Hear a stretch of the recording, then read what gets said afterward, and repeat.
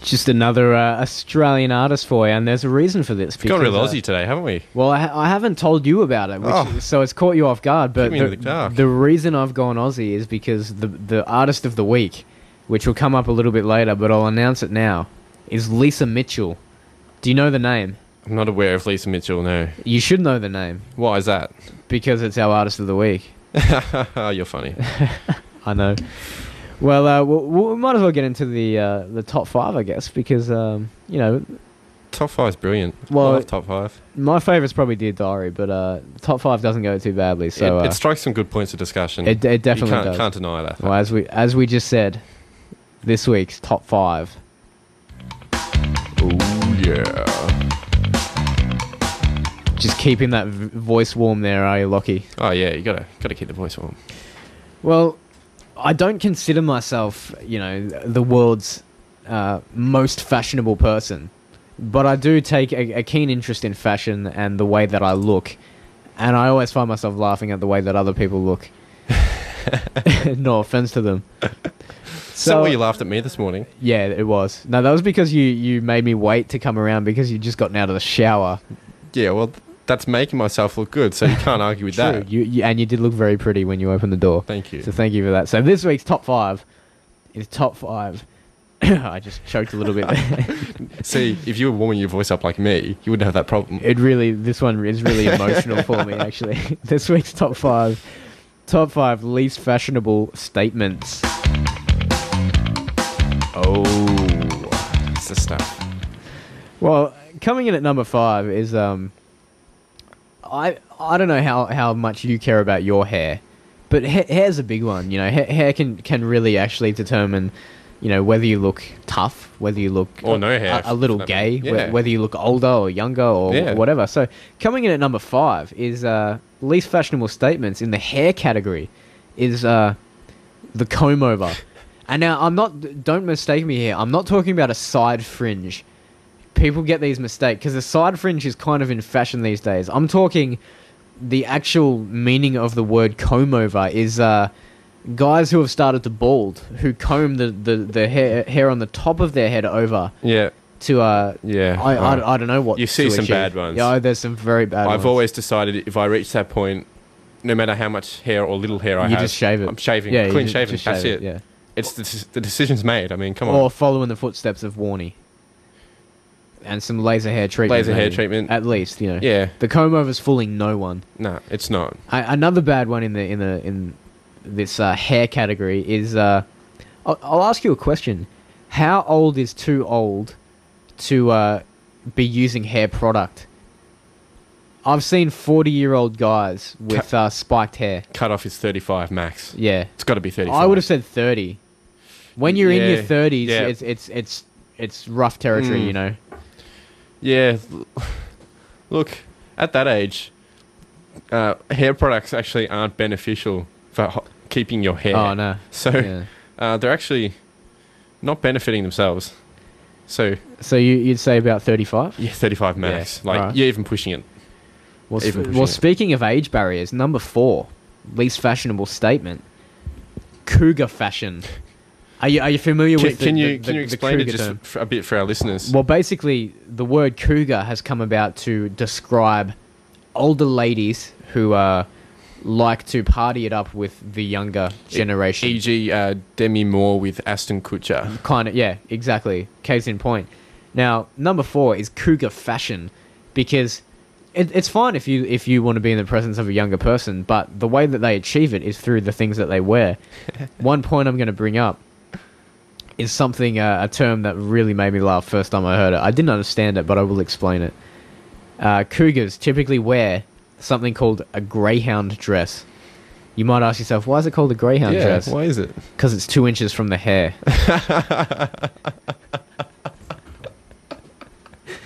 Maybe I'll leave it at that. Yeah. But yeah, number 4, just not a fan. You have you actually come across many in cougars in real life? Yes, but only in the zoo. Did they try to come onto you? I hope not. They've got sharp teeth. Yeah, they do. Yes, they do. Well, maybe we'll just move on to number 3 then. Now, number 3 is I'm going into the Bogan demographic here now as well. We Good segue from Cougar to Bogan. Well, it runs from I'm basically hanging it on everyone in this top 5. You've got everyone in except there. for myself. I've got the oldies. I've got the Cougars. What would you classify yourself as? I'm young and hip. Young and hip. Yeah. I don't think young people use the word hip. I'm a real mover and shaker.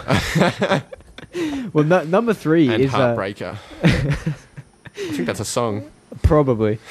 Number 3 is I don't know how exactly to describe this, but number 3 least fashionable statement is actually seeing someone's crack, and Plumber crack. It comes about from the low riding jeans trend. Yeah, I think Kath and Kim tried to take the Mickey out of that. It also comes from people wearing trackies a lot. You really witness it quite heavily around the supermarket, and it's just not a good look, really. I mean, come on. No, it's clearly not. I think any whether it's a good outfit or a bad one, any outfit comes undone with the sight of crack above the pant line. And there's other things also to worry about in that same scenario. Is the muffin top. The muffin top. You know, seeing those love handles come out over the top of the pant. You know, there's these factors here that just really work towards making it quite unfashionable. Now, number 2 actually number 2 and 1 are another question for you here. Number 2, late night pajama and dressing gown fashion. There is too many people in the world that actually feel fine frequenting the supermarkets at about probably past 9 at night, just in their PJs, in a dressing gown, and go for it, yeah. Slippers as well. I mean, you know, obviously Broadie's infamous for the moccasins, whatever. But how late is too late for, or how early is too early for the PJ, or is it even acceptable at all? It's not acceptable. I'm sorry. If you are going to go to the supermarket, you should probably be dressed. Unless you have a screaming baby in your hands, and you're going to buy baby formula or some Bonjela or something. You have no excuse whatsoever. No excuse. I've always figured a rule of thumb, if you're going to the effort to get in your car, and let's face it, most nights at past 10 o'clock, that is an effort. You really can't be bothered going out anymore. Yeah. If you are making the effort to get in the car, make the effort to slip on some clothes, please. Just do it, please. Doing yourself no favours. For society's sake. Now, number 1. We have standards to withhold.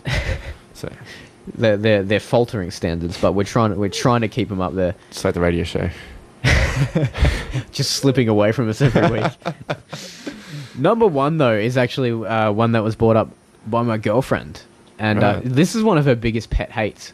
Another question for you: at what age does it become unfashionable for a male to have a Velcro wallet?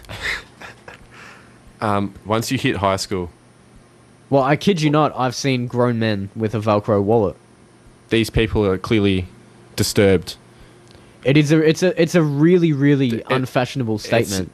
It's ridiculous. It wouldn't matter what you were wearing, how awesome you looked. You pull out a Velcro wallet and you've sent yourself back. Okay, just back to the date etiquette. Do not whip out a Velcro. Oh no, Velcro wallet. If you want a first date to go down well, you've got to have a nice leather wallet. Nice leather wallet. But what do you reckon's the in all seriousness a really logical cutoff point? 15. 15? Yeah, 15. I would go with that. Yeah. And the unfortunate thing is, same with bum bags. You think bum bags are out, and all of a sudden you see a bloke walk in the supermarket with a bum bag around his waist, and you think, really? Actually, seriously? Yeah. Yes. Yeah. Well, Velcro wallets are the same. You know, someone goes to pay and they pull out a nice rip curl Velcro. You lose 20% of your credibility as a person already. I think, yeah. So I would definitely go with that. Don't risk it.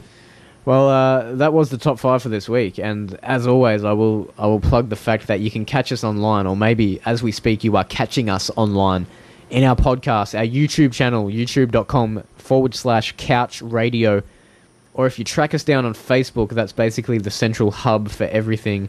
It's got links back to the YouTube, links to our email address, links to downloadable podcasts. We're advertising brawls, everything. Not really. Not really. It's 2 minutes to 2, so when we come back, we might actually have some news to go with, yes? I believe so. We usually run the news at 2, so...